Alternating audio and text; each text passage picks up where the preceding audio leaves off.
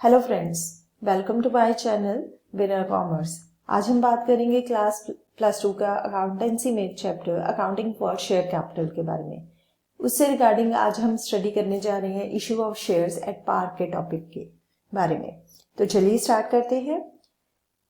Issue of shares at par, इससे related आज के हमारे लर्निंग ऑब्जेक्टिव हैं issue of shares at par and journal entries related to it. तो सबसे पहले समझते हैं issue of shares at par का मतलब क्या है। Basically issue of shares at par means the share are issued at the same price as its nominal और फेस वैल्यू। शेयर्स को उन्हीं प्राइस पर इशू किया गया है जितनी उसकी फेस वैल्यू है। कैसे? जैसे कि the face value of the share is ₹10 और इसी प्राइस पे उस शेयर को इशू भी किया गया है। मींस दोनों फेस वैल्यू और उसकी जो इशूड वैल्यू है that is same, then it is called issue of shares at par. जब फेस वैल्यू और नॉमिनल वैल्यू, फेस वैल्यू और nominal value is one and same thing. जब फेस वैल्यू और nominal value दोनों same होंगी, face value और nominal value issued value के equal होंगी, then it is called issue of shares at par. तो चलिए यहां तक तो अब आई थिंक आपको क्लियर होगा। नेक्स्ट हम करते हैं इससे रिगार्डिंग जर्नल एंट्रीज। बेसिकली मैंने यहाँ पर 6 जर्नल एंट्रीज लिखी हैं ताकि आपको उस कंसेप्ट की क्लैरिटी हो। That is bank to share application, bank to share application, share application to share capital. पहली दो जो एंट्रीज हैं उसमें क्या है, वो शेयर एप्लीकेशन से रिलेटेड है। सबसे पहले क्या होगा, जैसे कि अगर आप कॉलेज में एडमिशन लेते हो तो उस केस में आप पहले कुछ पेमेंट करते हो। तो इसी तरह से लोगों ने शेयर खरीदे, लोगों ने शेयर अप्लाई करे तो उन्होंने कंपनी के बैंक अकाउंट में पैसे डालने हैं। तो कंपनी का बैंक अकाउंट क्या हो गया, डेबिट। किस अमाउंट से? शेयर एप्लीकेशन अमाउंट से। अब डेबिट हो गया, बैंक अकाउंट डेबिट हुआ, शेयर एप्लीकेशन अकाउंट क्रेडिट हुआ। अब इसी शेयर एप्लीकेशन अकाउंट को आपने नेक्स्ट एंट्री में आपने कैपिटल अकाउंट में ट्रांसफर कर देना है।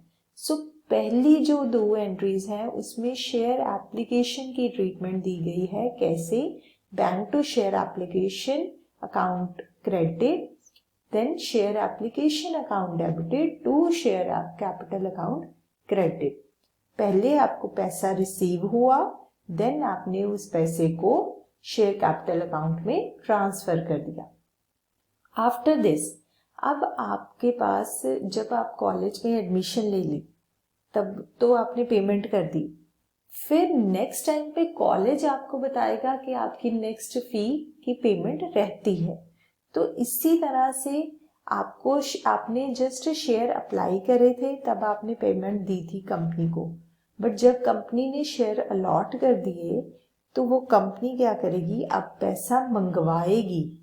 Now the company will call the money from the public, so they will put the due entry. वो कंपनी पुट करेगी ड्यू की एंट्री के इतनी पेमेंट पड़ी हुई है। So being the allotment money due, this is share allotment account debited to share capital account credit. पहले due की एंट्री डाली, फिर लोग उससे रिगार्डिंग पेमेंट करेंगे। जब पेमेंट करी तब कंपनी के बैंक अकाउंट में पैसा आया, bank account debited to share allotment account credit. अब इसी तरह से ये 2 एंट्रीज कंप्लीट हुई। उसके बाद सपोज आपके पास फर्स्ट एंड फाइनल कॉल ही है, हो सकता है कंपनी 2 कॉल्स में पैसा मंगाए या 3 कॉल्स में। मैंने यहाँ पे एग्जांपल में सिर्फ एक ही कॉल लिखी हुई है, फर्स्ट एंड फाइनल कॉल। अगर फाइनल कॉल सेपरेट होती तो आप इसकी फर्दर एंट्री भी बना सकते थे। तो उस केस में एंट्री क्या बननी थी, share final call to share capital, then bank to share final call. But मैंने यहाँ पे दोनों की कंबाइंड एंट्री करी हुई क्योंकि सपोज मेरे क्वेश्चन में फर्स्ट एंड फाइनल कॉल इकट्ठी है। तो यहाँ पे फिर से कंपनी क्या करेगी, फर्स्ट एंड फाइनल कॉल फिर से कंपनी याद दिलाएगी कि आपका पेमेंट ड्यू है। तो ये फिर से कौन सी एंट्री हो गई, ड्यू की एंट्री। और आप क्या लिखोगे इसमें, share first and final call account debited to share capital. फिर जो लोग हैं पेमेंट करेंगे, then the entry will be bank account debited to share first and final call. ये इस तरह से आपने एक 6 एंट्रीज जो मैंने डाली हैं, ये आपकी एक बेसिक एंट्रीज का स्ट्रक्चर है जो यहाँ पर बन जाएगा। सो इससे रिगार्डिंग हम सम्स करते हैं ताकि इसकी और क्लैरिटी हो हमें। तो उसमें क्या है, मेरे पास क्वेश्चन में दिया गया है x limited issued 20,000 shares of ₹10 each. एक कंपनी है, उसने 20,000 शेयर इशू किए 10 रुपए के अकॉर्डिंग, और उसकी एप्लीकेशन मनी दी गई है 3 रुपीज, अलॉटमेंट मनी दी गई है 4 rupees, and the balance on first and final call. अब यहाँ पे सबसे पहले तो आ गया क्वेश्चन कि बैलेंस कितना होगा, तो 3 application 4 on allotment and the balance will be ₹3, क्योंकि 10 रुपीज टोटल अमाउंट है। सो बैलेंस आपका 3 रुपीज हो जाएगा। उसके बाद है issue was fully subscribed and the amount was duly received, कि पूरा का पूरा इशू फुली सब्सक्राइब हुआ है और पूरी अमाउंट हमें रिसीव हुई है। After that last line is pass the journal entries, हमने नेसेसरी जर्नल एंट्रीज पास करनी है। तो इस क्वेश्चन में क्या दिया गया है, जो क्वेश्चन में दिया गया हो वो आप स्टार्टिंग में ही लिख लो ताकि आपको बार बार क्वेश्चन पेपर देखने की जरूरत ना पड़े। तो कैसे देखोगे आप इसको कि हमने कितने शेयर इशू करे हैं 20,000, और अमाउंट कितनी है, application money 3, allotment money 4, first and final call 3 rupees, total amount is 10। अब मैंने क्वेश्चन नहीं देखना, मैंने जस्ट अपनी स्टेटमेंट यहीं पर लिख ली है। इसके अलावा पूरे क्वेश्चन में कुछ नहीं दिया गया, सिर्फ एक लाइन है इशू वॉज फुली सब्सक्राइब्ड। अब सब्सक्राइब्ड और पेड अप वैल्यू क्या होती है, subscribed and fully paid up, subscribed and not fully paid up. इससे रिगार्डिंग मैं वीडियोस ऑलरेडी आपको के साथ शेयर कर चुकी हूँ, आप मेरी पुरानी वीडियोस में चेक कर सकते हैं। तो बेसिकली इसमें क्या है कि हमारे पास bank account debited to share application, सबसे पहले हमें एप्लीकेशन मनी रिसीव होगी।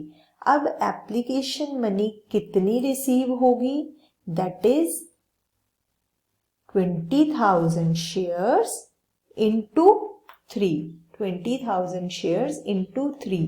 हमें एप्लीकेशन मनी 20,000 इंटू 3 रिसीव हुई, तो हमने यहां पर लिख दिया। अब इसी एप्लीकेशन मनी को आपने शेयर कैपिटल अकाउंट में ट्रांसफर करना है। So you will write it again, share application account debited to share capital account credited. ये हमारी फर्स्ट 2 एंट्रीज का जो पेयर था वो कंप्लीट हो गया।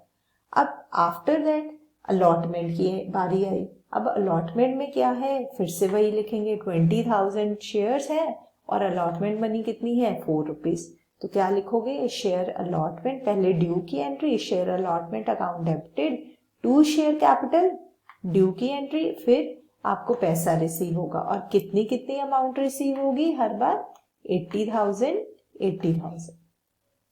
After this first and final call, first and final call में क्या है हमारे पास लिखा हुआ, मैंने यहाँ लिखा है 20,000 इंटू 3।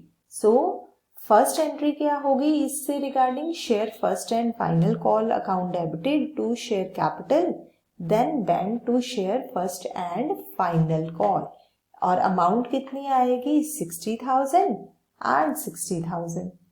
तो ये इस तरह से आपका एक क्वेश्चन, अगर आप स्टार्टिंग में ही इस चीज को बना लो कि हमारे पास क्या क्या अमाउंट्स है और कितने शेयर्स थे, तो आपका क्वेश्चन, आपको एंट्रीज याद है, तो आप इजीली कहीं पे भी आपकी अमाउंट्स की मिस्टेक नहीं होगी। I hope this topic is clear to you. The next इज कि आपने इससे रिगार्डिंग क्या करना है, इसकी बैलेंस शीट। अब अगर मैं पिछली वाले एंट्री में दिखाऊं कि मेनली आप स्टूडेंट्स ये चीज बना लेते हैं bank to share application, but आपको बैलेंस शीट बनाने में प्रॉब्लम आती है।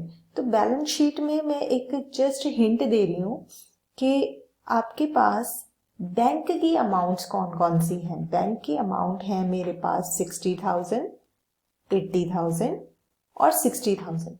मीन्स बैंक की अमाउंट मेरे पास 60 plus 80,000 1,40,000, 1,40,000 plus 60,000 that is 2 lakh rupees. ये हमारे पास अमाउंट्स है। अब ये तो हुई बैंक की अमाउंट।